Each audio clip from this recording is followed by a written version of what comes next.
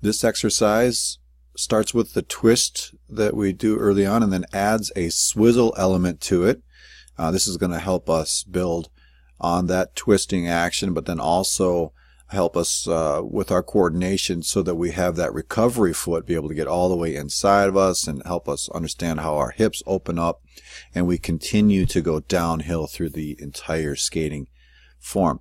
Now, the exercise involves 2 twists, just like we did, but then swizzle in each direction. So when we're doing our twists, again, we're on our inside edges, but then when we go to the swizzles, we go inside and outside edge. So you'll see that what is our inside foot ends up on the outside edge, and then our outside foot ends up on the inside edge. Almost like we're going to turn, but we're still going downhill all the way and trying to build up speed the entire time. Looking at our first player here, you can see there's the swizzle.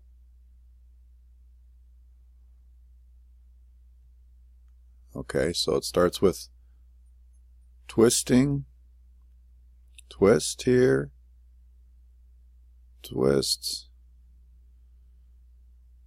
There's a twist and a swizzle. Swizzle. Now, what you're going to notice, watch this snow kick up. See that snow kick up there? And we don't want that. When we skate, we want to glide on the ice as much as possible when we're trying to build speed. When you're doing that, you're slowing down. Anytime you're carving ice, you're slowing down. And obviously, we need to change speeds in hockey. Sometimes go fast, sometimes go slow, sometimes stop quick. But here, we're just focusing on building speed as much as possible. So this is something we want to avoid. We want to glide on the ice. Let's see if we can get a balanced swizzle so that both feet are on the ice with equal pressure, and we're gliding and we're gaining speed the entire time. It's a little bit too much. And then also notice how he almost goes back, and now at this point we're kind of going this direction. We're not trying, again, that's going to lose speed, so we're not trying to go with giant turns.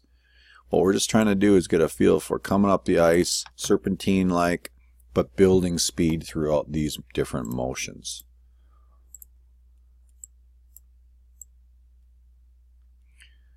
So I think I had him do it again, and had him focus a little bit more on building speed and less carving out. And you can see it's much improved right away.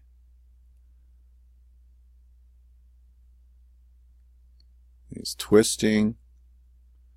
Okay, so it's a twist. You can see, look how much it catapults his body forward when he gets it like that. That's a good twist. And now there's a swizzle. It's getting all the motions in there. The other player, getting faster and faster as he comes through. I'm just going to play this at regular speed here. You can see it. He's building speed through the whole thing. Everything's coordinated. Looks really good. Twist, twist, swizzle, swizzle. You never see snow. There's a little bit of snow there. None there. Swizzle, swizzle, twist, twist. You can see that upper body's in control, advancing him down the ice. Here's both of them together.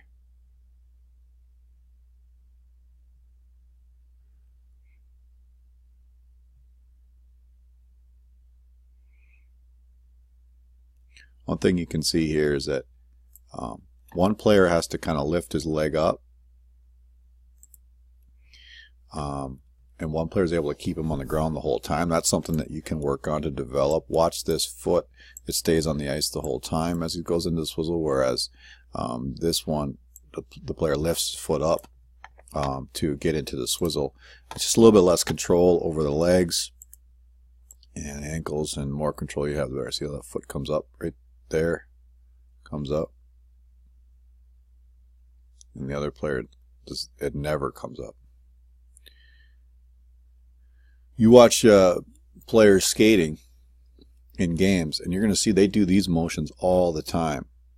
So if you can gain speed while you're doing these motions, not everything's just a stride. It's very complicated playing hockey. A lot of motions going on.